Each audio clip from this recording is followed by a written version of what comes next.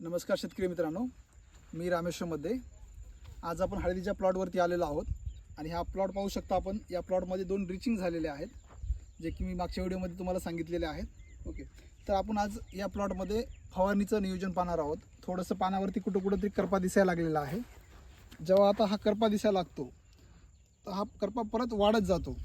त्यासाठी आत्ताच आपल्याला फवारणी घेऊन करप्याचं नियोजन करायचं आहे. ओके, आज रक्षाबंधनचा सण आहे. सर्वांना रक्षाबंधनच्या हार्दिक शुभेच्छा. ओके, आता फवारणीमध्ये आपण काय करायला पाहिजे, याच्यामध्ये समजा एक कुठलं तरी साधारण बुरशीनाशक घ्या फवारणीमध्ये. जसं की आपलं साफ येतं किंवा क्युमानिल येतं सिजंटा कंपनीचं, किंवा एखादं अवतार म्हणून येतं इंडोफिल कंपनीचं.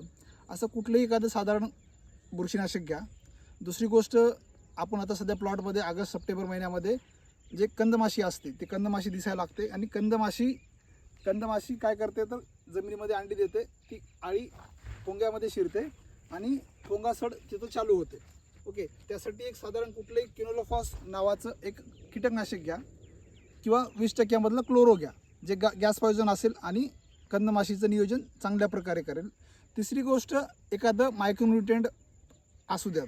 मायक्रोन्यूट्रिएंट कशासाठी, तर तुमच्या जे काही पीक आहे त्या पिकामध्ये एन्झाईम्स ॲक्टिवेट करतं.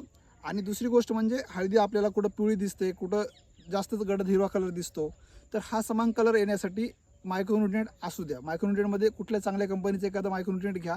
आणि चौथी गोष्ट म्हणजे स्टिकर आवर्जून तुम्ही हळदीमध्ये वापरा. स्टिकरमुळे काय होतं तर पानं उभी असतात आणि पानं उभी असल्यामुळं औषध खाली उतरून जातं. त्यासाठी पानावरती औषध जास्त काळ असावं, टिकून राहावं, त्यासाठी एखादं स्टिकर सिलिकॉन बेस्ड तुम्ही स्टिकर आवर्जून फवारणीमध्ये घ्या. धन्यवाद.